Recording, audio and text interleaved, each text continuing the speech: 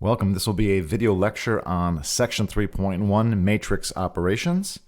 In Section 3.1, there are going to be 6 subsections: terminology, adding and scaling, multiplication, and I'm going to cover those in Part A of this lecture. And then there will be a second video that covers partitioned matrices, matrix powers, and matrix transposition. So let's begin with some terminology. Let's begin with the definition of a matrix. A matrix is a rectangular array of numbers arranged in columns and rows. A matrix with m rows and n columns has size m times n, and we usually read this as m by n. So for example, here's a matrix A that has 2 rows and 4 columns, and so we'll say that's a 2 by 4 matrix. So the matrix A is a 2 by 4 matrix. Now typically we'll refer to a matrix by a capital letter. So capital A, capital B, etc. will refer to a matrix, but we're also going to want to be able to refer to specific entries or elements within the matrix. So here's the convention that we're going to adopt. The element or entry in the ith row and the jth column of the matrix A will be denoted in one of 2 ways. So we might use the corresponding lowercase letter with the subscripts I, J to tell us that this is an entry in the matrix capital A. It's in the ith row and the jth column. Or we might wrap the matrix A in a pair of parentheses and then put the subscripts I and J. So that'll be the 2 basic ways that will refer to specific elements within a matrix. So if we want to practice this, if our matrix A is this 2 by 4 matrix, we might look at entry A11, which is going to tell us to go into the first row and first column and pick out the value 3. Or we might say, let's take the matrix A and look at its element in the second row and the third column. And so we'll be in the second row, third column, and we'll be referring to this entry -3. So that'll be our convention for picking out elements or entries within a matrix. I want to draw your attention to some special matrices. So an m by n matrix is called square if m equals n. In other words, the number of rows and the number of columns are the same, and so the matrix will have a square shape. A zero matrix, denoted by the capital letter O, is a matrix of any size, all of whose entries are 0. So here are some examples of a square matrix. So the matrix A is a square matrix. It's 2 by 2. And here's an example of a zero matrix. All of the entries in the matrix are 0. And again, I should remind you that a zero matrix can come in any size. Here are some examples of special square matrices. So D is an example of what's called a diagonal matrix. Now, in order to talk about this, we need to know what is the diagonal, or more properly speaking, the main diagonal of a matrix. So the main diagonal runs from this upper left corner down through to this lower right corner. So the diagonal elements of D are the 3, the 2, and the -1. Now D is called a diagonal matrix because all of the elements off of the main diagonal are 0. U is considered upper triangular. The upper triangle of U is all of the elements in the main diagonal and the elements above that main diagonal. So U is called an upper triangular matrix because everything outside of the upper triangle of U is 0. In a like way, L is called a lower triangular matrix. The lower triangle of L is the main diagonal and everything that sits below it. And so L is lower triangular because everything outside of the lower triangle of L is 0. So these are all examples of special square matrices: a diagonal matrix, an upper triangular matrix, and a lower triangular matrix. Our next topic is adding and scaling matrices, and we'll see a strong resemblance with adding and scaling vectors. So let capital A and capital B be matrices of the same size, and let C be a real number or a scalar. Now, when we think about the matrix capital A, we're going to think about its generic elements as Aij. So that's the element that sits in row I and column J of the matrix A.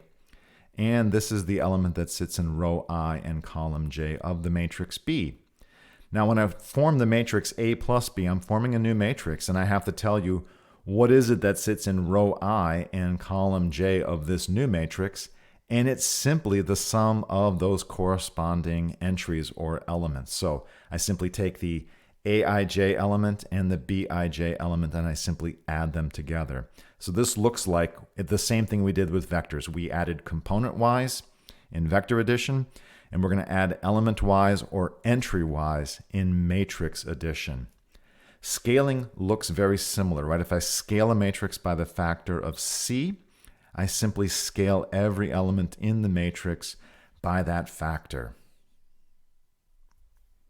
Now, matrix subtraction is defined via matrix addition and scaling. So if I want to properly define what I mean by the matrix A minus B, I should really think of it this way. I'm really taking the matrix B and scaling it by a factor of -1. That's forming a new matrix called -1 times B. And then I'm really adding the matrix A to this new matrix -1 times B. Now, what is -1 times B doing? It's scaling every element of B by this factor of -1. So we can see that, in effect, matrix subtraction really is the same thing as element-wise or entry-wise subtraction in the same order. So, but properly speaking, this is how we should think about matrix subtraction. It's really an addition and a scaling. Let's work a problem together. So let A and B be the matrices that you see before you. They're both 2 by 3 matrices. And let's compute the following: A plus B, 4 times B, and 2A minus 3B. So join me at the document camera and we'll work this problem out in detail. All right, welcome to the document camera. We've got our matrices A and B, and we're just going to work out A plus B, 4 times B, and 2A minus 3B. So let's go ahead and do A plus B, and all we have to do, we know we're going to get a matrix of the same size, 2 rows and 3 columns, and all we have to do is add element-wise. I'm going to give myself a little grid to work in here. All right, so we have -9 plus 0 is -9. A -2 plus 5 will give me a 3. A -2 and a -6 will give me a -8. The -4 and the -6 will combine to give me a -10. The 1 and the -4 will give me a -3. And then finally the 9 and the -8 will add to 1. So there's the matrix A plus B. Let's look at the matrix 4 times B.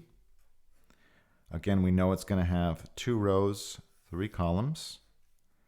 And all we have to do is simply scale every element of B by the scalar 4. So we're going to have 4 times 0 or 0. 4 times 5 is 20. 4 times -6 will be -24.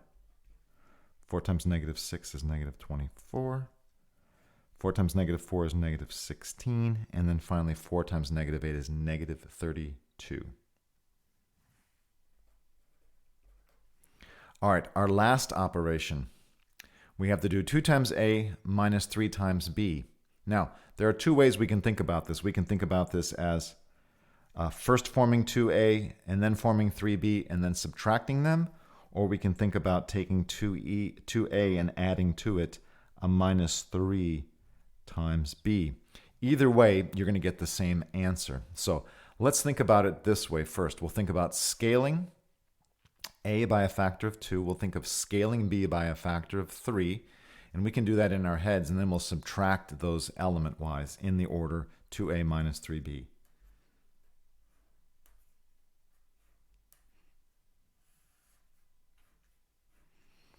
So the 2 times the -9 will be a -18.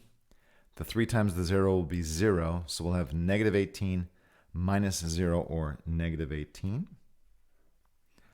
All right, so we'll have 2 times -2, that's -4. 3 times 5 is 15, so -4 minus 15 will give me a -19. Okay, 2 times -2 is -4. 3 times -6 is -18, so that's -4 plus 18, so that's 14.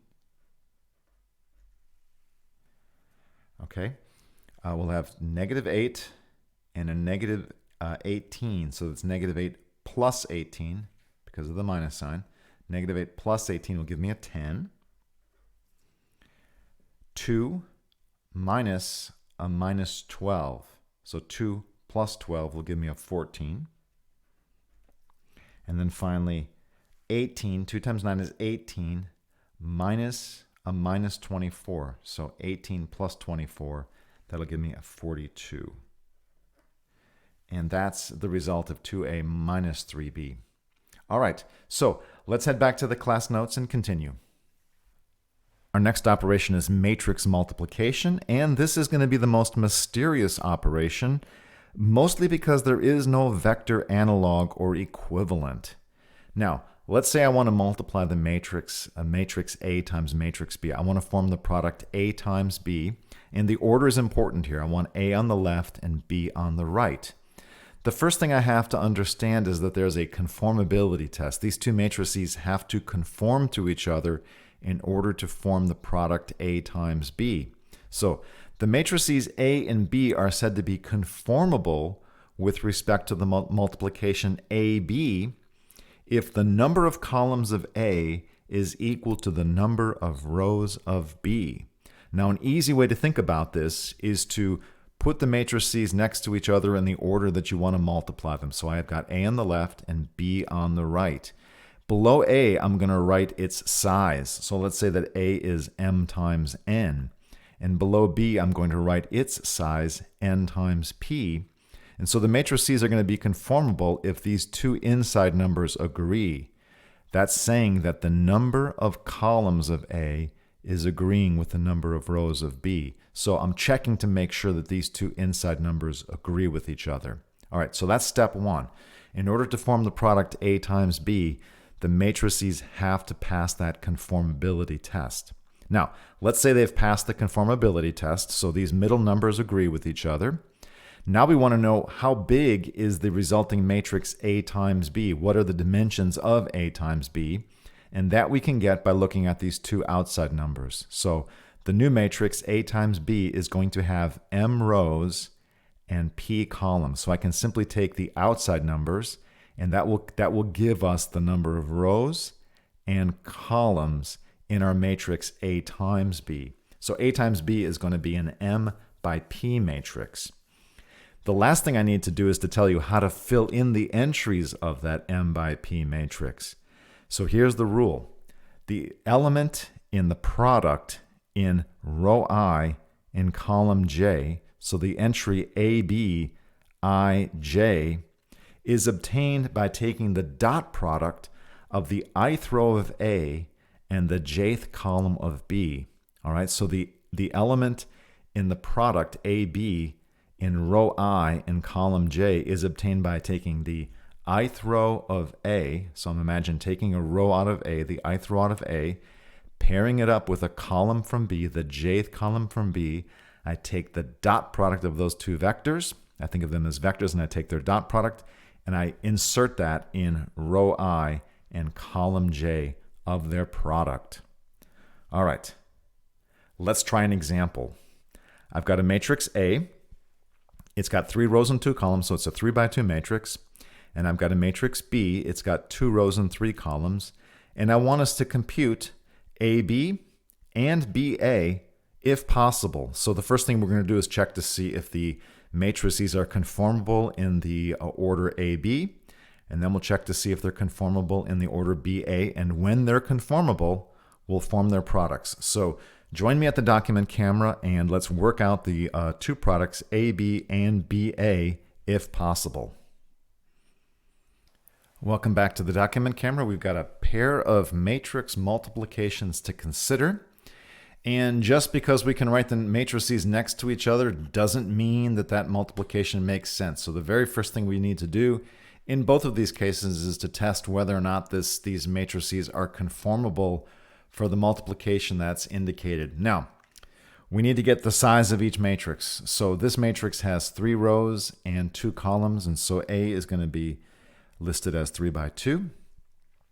B has 2 rows and 3 columns, so B will be listed as 2 by 3. So let's check conformability here for this product. I've got a 3 by 2 multiplying a 2 by 3. Okay? And so it passes the conformity check, right? The 2's meet in the middle, and we know that our finished matrix is going to be a 3 by 3 matrix. So let's set up our matrix product. It's valid. We know that this matrix multiplication is going to make sense, so I'm going to juxtapose the matrices.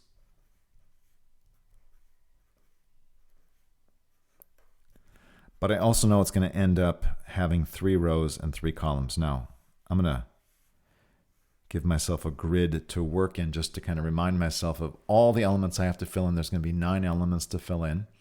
And I want to start, I'm going to use this first row and I'm going to dot it successively with these columns. So I'm going to fill out this first row. The first row of this product, A times B, will be obtained by taking the first row of A and dotting it with the successive columns of the matrix B. So let's take a look at that. I'm going to have the dot product of this vector with this vector, so I'm going to get 2 times 2 is 4 plus 0. So it's going to be 4 in this entry. Then I'll have the next dot product will be this row with this column, so negative 4 plus 0, so that's negative 4. I'll have 2 plus 0, so 2. Now I have to shift to the second row of the product, so I'm going to shift to the second row of A, and I'll dot that with the successive columns of B. So now I have to change my row, so I have negative 2 plus 4, it's going to be 2. Now I'm going to switch to first row, second column. 2 minus 4 is going to be negative 2. Negative 1 plus negative 4 is going to be negative 5. And then finally I get down to my last row of the product. I have to take my last row and I have to dot it with the successive columns of B. So now I'm going to fixate on this row here and work it against the various columns of the second matrix B. So the 2 times 2 is the 4. So I got 4 plus 4. That's going to give me 8. I'll have negative 2 times 2. So it's negative 4. Another negative 4. That's negative 8. And then finally I'll have 2 minus 4. That's a negative 2. And so that's the product of A times B. It's going to be a 3 by 3 matrix with these entries. And all the entries, every single entry of this product is a dot product. It's a dot product of some row of A with some column of B. Now, let's check our other product. Again, just because I write the matrices next to each other doesn't mean that the product makes sense. So I'm going to first look at the conformability test to see if this works. Remember, B is a 2 by 3 matrix. And we know that A is a 3 by 2 matrix. And so when I want to form the product in this order, B on the left, A on the right, I have to check the conformability. Now the 3's are meeting in the middle. That's good.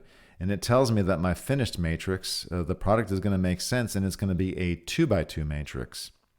All right, so now I can put my matrices next to each other in the order B on the left, A on the right.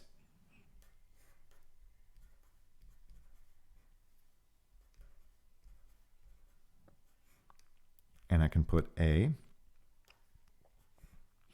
on the right.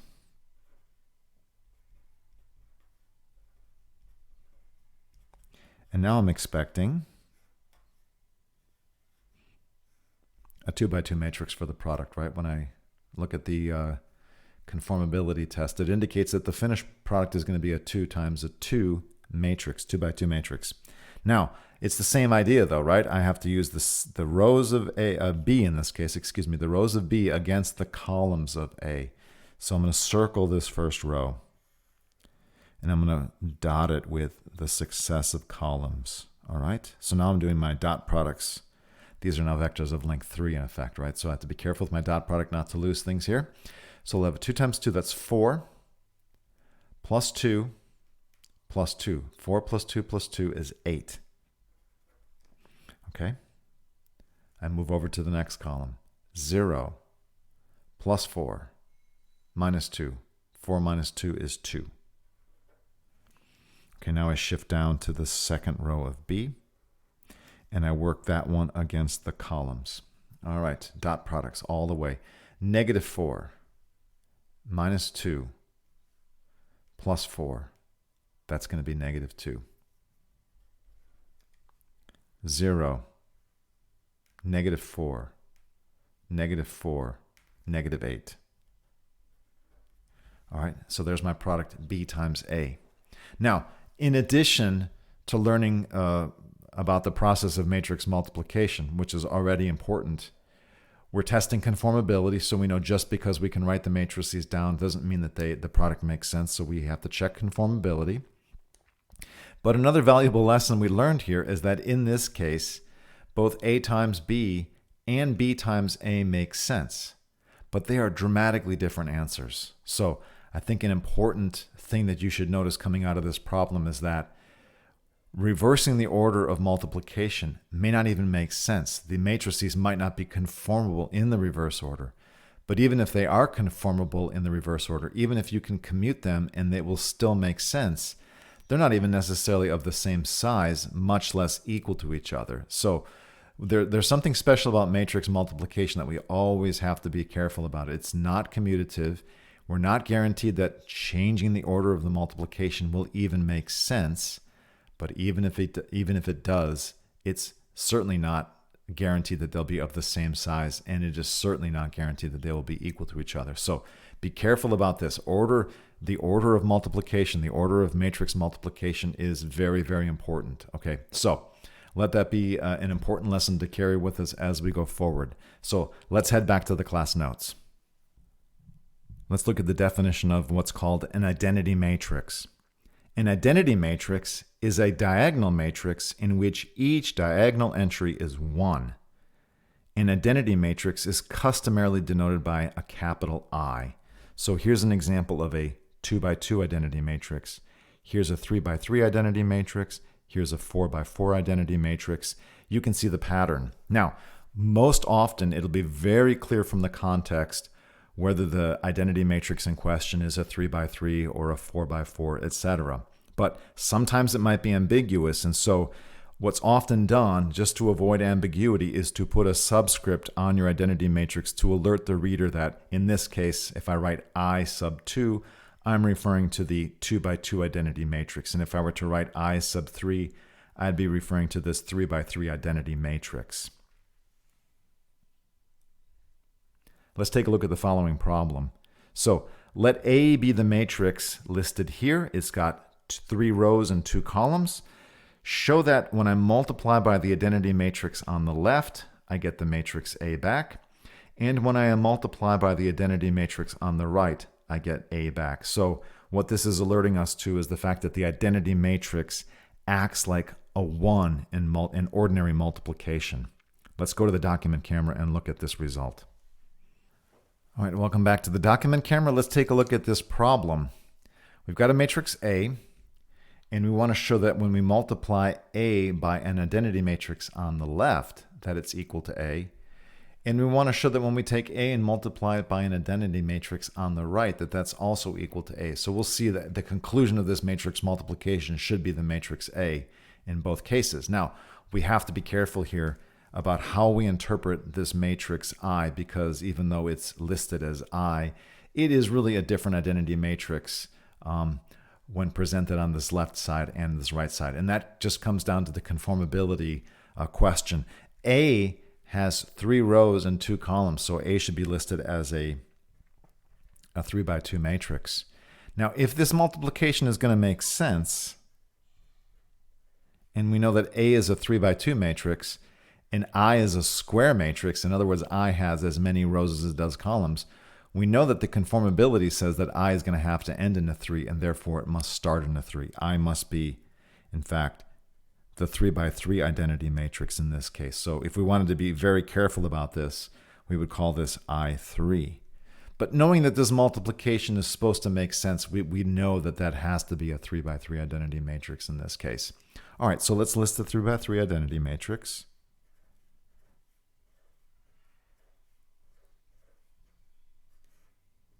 We can juxtapose that or concatenate it with the matrix A.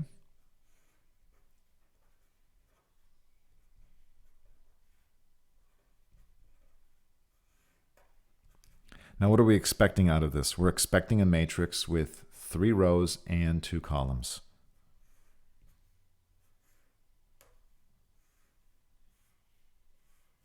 So it's going to fill in that, those 6 elements are going to be filled in 3 rows and 2 columns. All right, great. Now, what are we doing?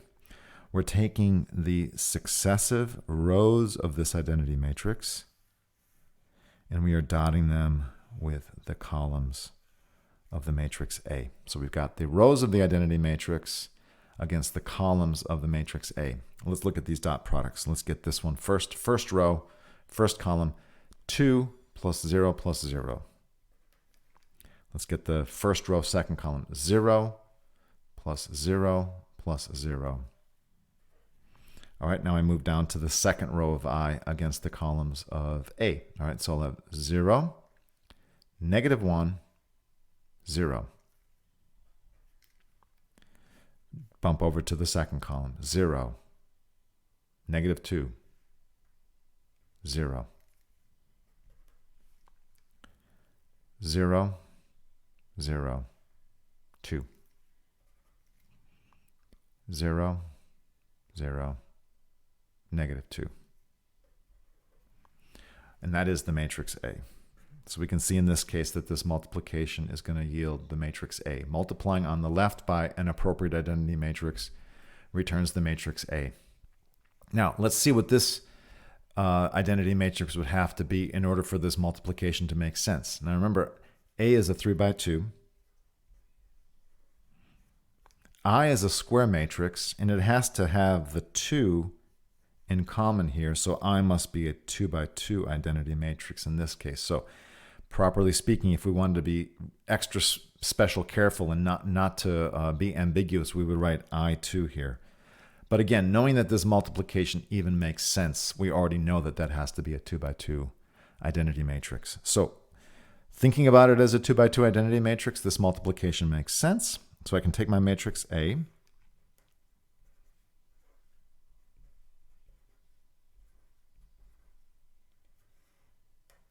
and I can take my 2 by 2 identity matrix and juxtapose them.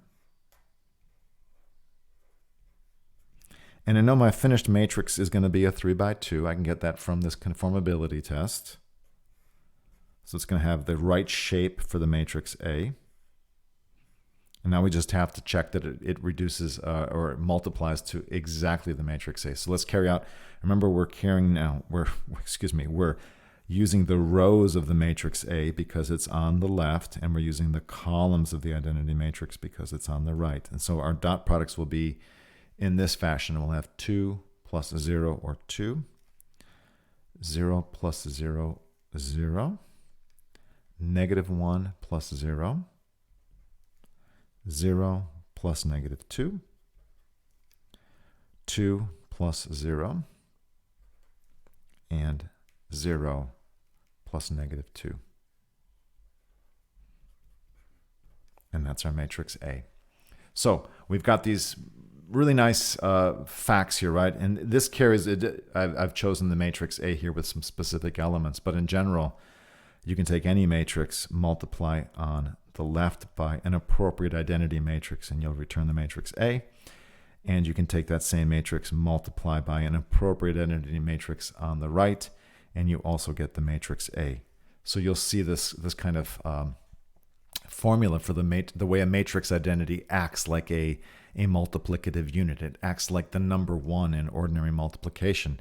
The only thing you have to be careful about when you see these kinds of identities is that you understand that that matrix A is possibly different when it's listed on the left and when it's listed on the right. As we saw in our example, we have true statements for our particular matrix A, but it is actually a different identity matrix that's acting on the left and acting on the right. So just be careful to kind of stay aware of that fact when you see these kinds of identities, that the identity matrix is ambiguous and it has to be interpreted. The size of that identity matrix has to be interpreted as you move from problem to problem and context to context. Okay, let's head back to the class notes.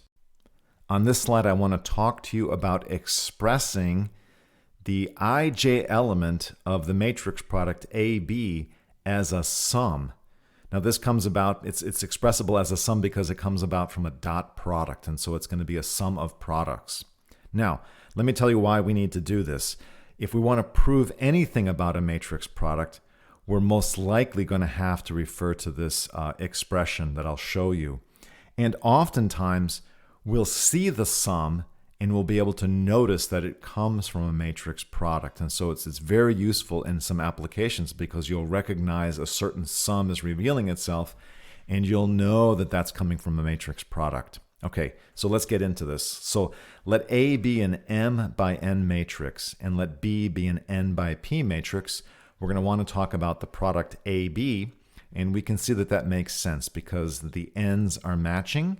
We know that the product is going to be an M by P matrix, and we know that if we want to get the element that sits in the ij position of that product, I'm going to have to take the ith row of A and the jth column of B and dot them.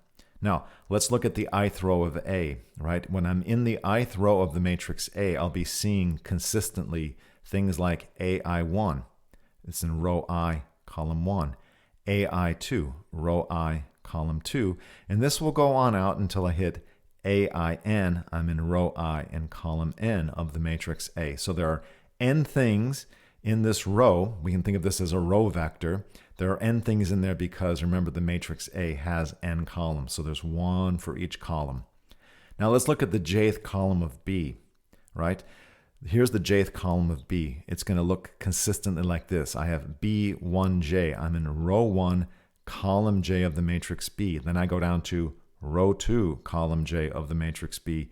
And this will continue until I get to row N, column J of the matrix B. So this is a column vector that's being pulled out of the matrix B. I'm pulling column J out of that matrix.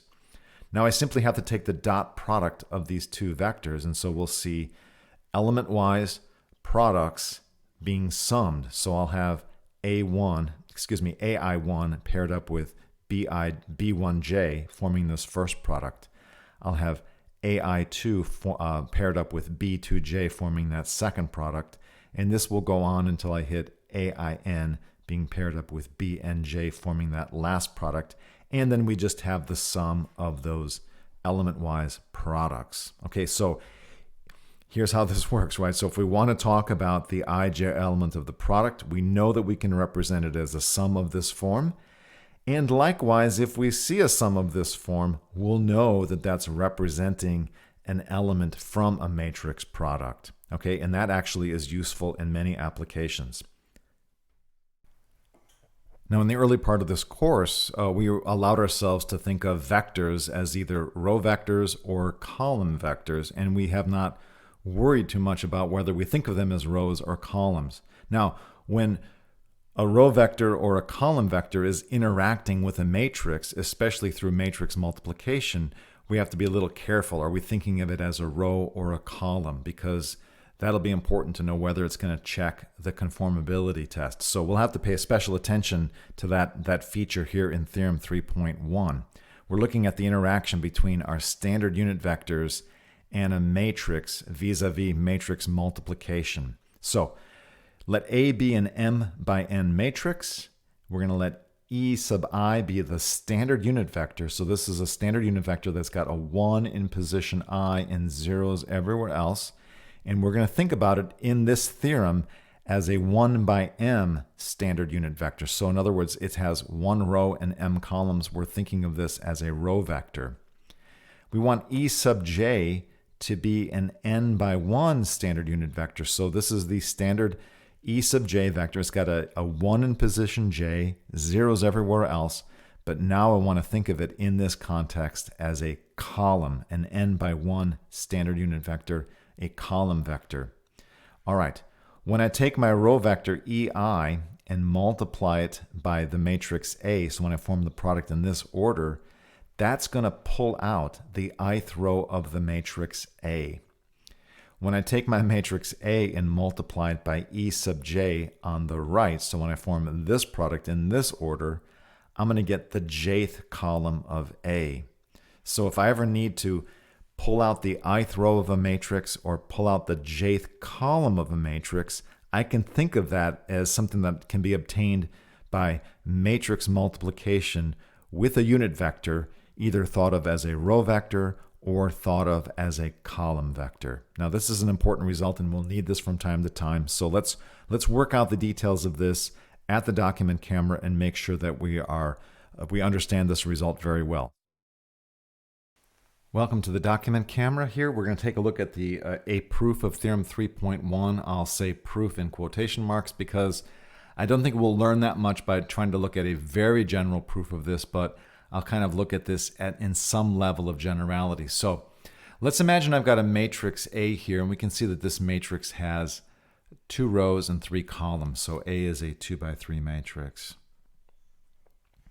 And let's say we had in mind multiplying on the left, right, by some kind of standard unit vector represented as a row. Well, we would know something about that, right, because it's going to have to conform to matrix multiplication if I'm going to multiply. And so we would know that it would have to be a 1 by 2, in this case, a row vector, a 1 by 2 row vector. And that's just to meet the conformity condition. And we know that the result of this matrix multiplication is going to be another row because it's going to be 1 row by 3 columns. So we know that the result of this multiplication is going to be simply some 1 by 3 row matrix or row vector. Now, I've chosen E1. I could have just as well multiplied on this side by E2. Those are my only 2 choices for unit vectors if I'm going to multiply on this side because I simply have only 2 components to work with. So there'll be a calculation like this for E1, and there will be another calculation like this for E2. I'll let you do the E2 case on your own if you're not convinced by just looking at this one. All right, now what are we doing? We've only got 1 row to work with, so we only ever have this row, and we have to dot it with successively these columns of the matrix A.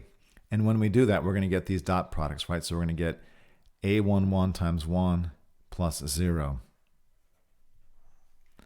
We'll get A12 plus 0.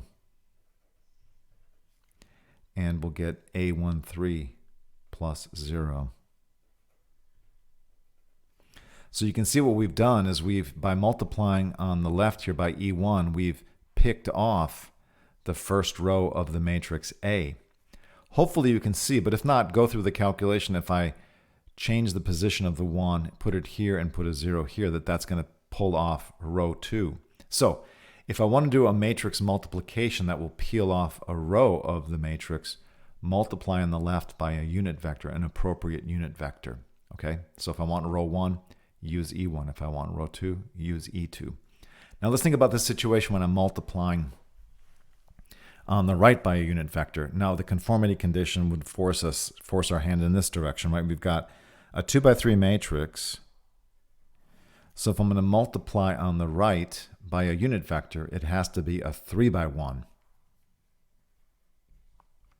in order for the conformity condition to be in place. And we know that the result is going to be a 2 by 1.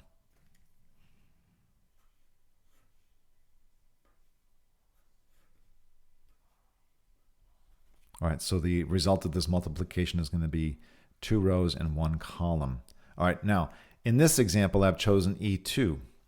There are 2 other choices I could have made. I could have chosen E1 and I could have chosen E3, but I just chose E2 just to kind of move away from this first example. All right, now let's carry out the multiplication. I've got the 2 rows of the matrix A now being dotted with the single column, in this case E2. All right, let's see what happens. That's going to be a 0. I'm going to get A12 and a 0. So I get A12 I'm going to get 0, A22, 0. And you can see what we've done by choosing to multiply by E2. We've picked out the second column of the matrix A. We've got the second column picked out.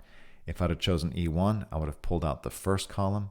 And if I'd have chosen E3, I would have pulled out that third column.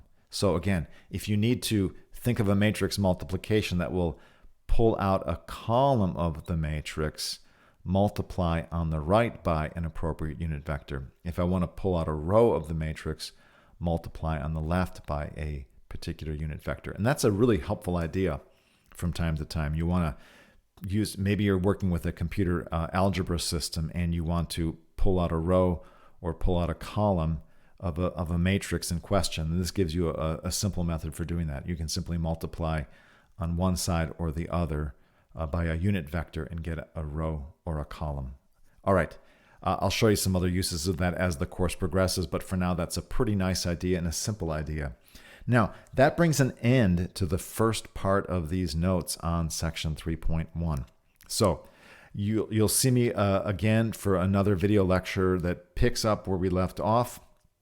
We'll pick up with partition matrices and matrix powers and transposition in another installment of section 3.1. So until I see you at that video lecture, take care of yourself and bye-bye.